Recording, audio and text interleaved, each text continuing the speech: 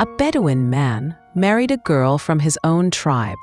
She was kind, well-mannered, virtuous, and pious. After a year of marriage, the man got into a bitter dispute with one of his cousins, which ended with the cousin being killed. According to tribal custom, the man was forced to leave his homeland. He took his wife with him and settled in another tribe. In this new tribe, men would often gather in the chief's council, where they discussed tribal matters. The Bedouin man began attending these meetings as well. One day, as the chief was passing by the Bedouin's house, he happened to see the man's wife. Her beauty captivated him, and an evil thought entered his heart.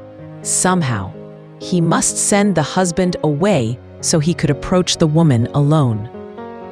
The chief went to the council, where the Bedouin was also present, and declared before everyone, "I have heard there are some lands nearby where spring has come. I want to send 4 men to check." He chose 4 men, including the Bedouin. The journey would take 3 days. That very night, when darkness had fallen and people were asleep, the chief set out toward the Bedouin's house where the woman lay alone. As he reached the door, he stumbled against a pillar, making a noise that woke her up. Terrified, she asked, "Who is it?" The chief replied, "I am the chief of the tribe you have come to live among." The woman said, "Welcome, but why have you come at this hour?" The chief answered, "Since the day I first saw you, I have been enchanted by your beauty. Tonight, I desire to be close to you." The woman, calm and composed, said firmly, "I have no objection, but on one condition. Solve a riddle for me, and you shall have what you want."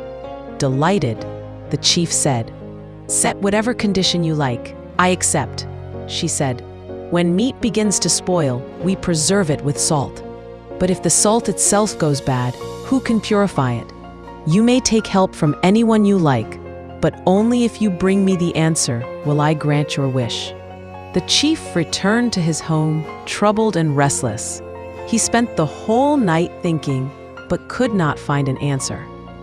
The next day in the council, he cried aloud, "When meat begins to spoil, we preserve it with salt.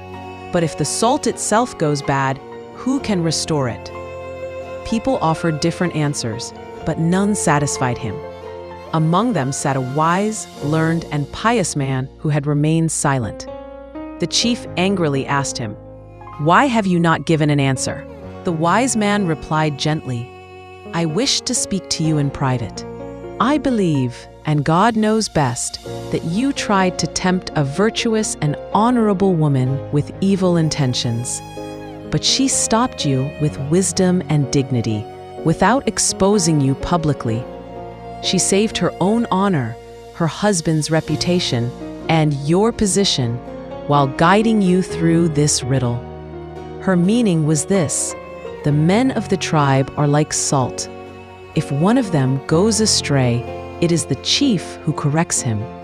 But if the chief himself goes astray, who will reform him? You should have been the example. If the leader is corrupt, those who follow him are ruined as well. What she did was not weakness, it was wisdom, intelligence, honor, and strength." When the chief heard this, his heart trembled. He felt deep shame, repented of his intention, and said, "You have spoken the truth. Conceal my sin, and may God conceal yours in this world and the next." Moral of the story: seek the company of the wise, not the foolish. For the wise are great, and a single word from a wise person can stop 1,000 devils.